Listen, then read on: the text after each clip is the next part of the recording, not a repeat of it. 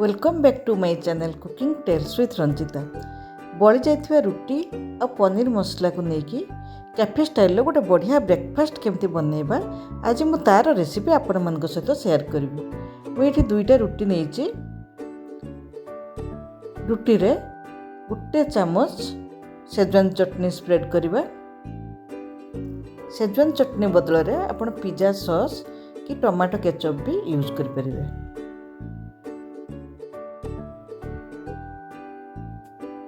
बड़ी जाइथिबा पनीर मसला रु गोटे टेबल स्पून देदेबा।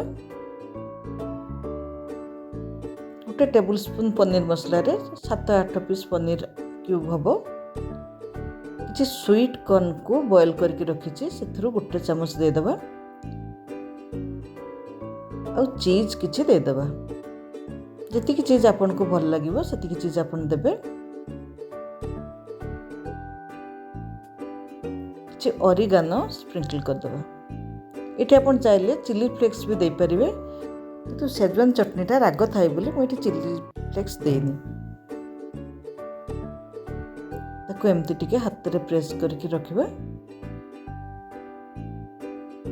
सेकेंड रुटीटा को भी आम सेम प्रोसेस रे रेडी करदेबा।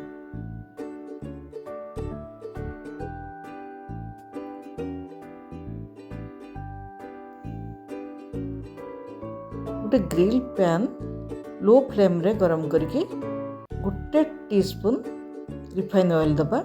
अपन रिफाइन ऑयल बदल रे बटर भी यूज कर परिबे। पैन टा भल भाव रे गरम हो गला परे आमे सेथिरे रुटी गुडी को रख दबा।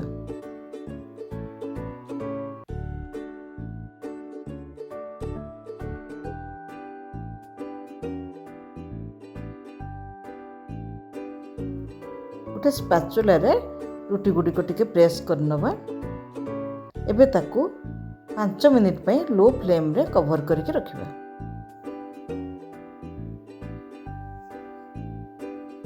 पांच मिनिट परे आमे ताकू उल्टे दबा। तो बढ़िया ग्रिल मार्क आसी छि। जदि आपण पाखरे ग्रिल पैन नथिबो ताले एटा नॉर्मल पैन ले भी हबो, बस खाली ग्रिल मार्कटा आसीबनी। एबे ताकू आमे आउ 3 मिनिट पई कवर कर दबा।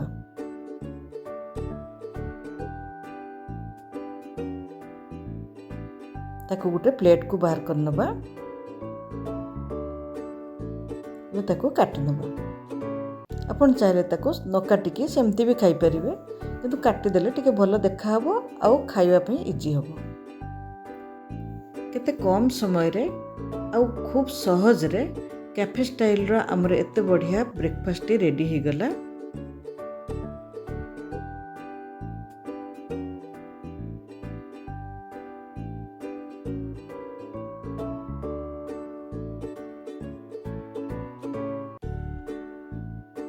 एटा को एबे हमें गरम गरम सर्व करिबा। जदि रेसिपीटा आपन को भल लागला ताले वीडियोटी को लाइक करंतु, हाइप करंतु। जो मैंने मो चैनल नुआ चैनल टी को सब्सक्राइब करंतु और पाखरे थिबा बेल आइकन रो ऑल ऑप्शन रे क्लिक करंतु। हेले कि मोर सबु नुआ वीडियो रो नोटिफिकेशन प्रथमे आपन को पाखको जिवो।